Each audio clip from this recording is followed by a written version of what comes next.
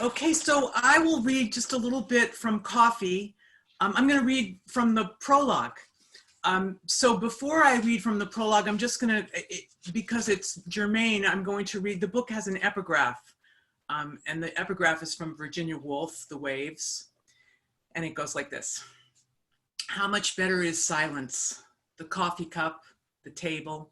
How much better to sit by myself like the solitary seabird that opens its wings on the stake.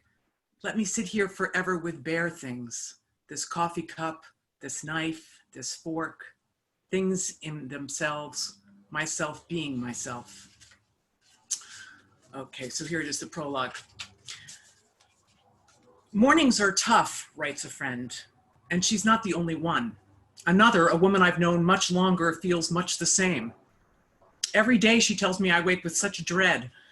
A third insists coffee is the only reason, and she's not being funny or glib. If not for coffee, she says, I'd never get out of bed.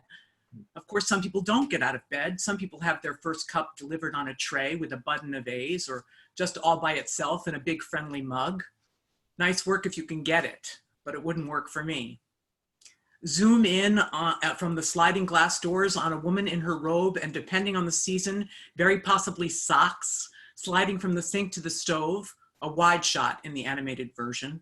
She loves that time between turning up the flame under the kettle and dampening the filter and grinding and measuring the grounds and breathing them in, tighter here, tight as possible, nose in the bag, and the moment when the coffee is ready to pour.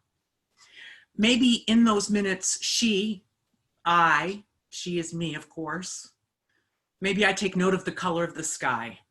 Maybe I grab for my phone to take a picture of the sun coming up through the leaves of the Chinese elm. The same picture again and again. I keep taking it as if it will be different, as if I'll get it right.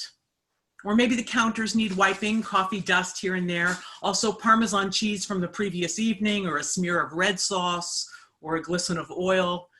There is maybe laundry to get from the dryer, or a pile in a basket to fold. There's checking Instagram, of course, then email, then Twitter. I've given up Facebook except for Scrabble. Often there's a puzzle on the long kitchen table. I might even manage a piece before I pour my first cup. What I'm on about, though, I can hardly wait to get up in the morning. Not that I'm all bouncy about it, more likely swimming up from the dark, hoping to emerge without a ripple, trying to keep the feel of those watery dreams in my skin for as long as I can. I'm saying I'm quiet getting out of bed, retrieving my robe, climbing the stairs. Morning is only my favorite time if I'm the only one up. I have to have it all to myself.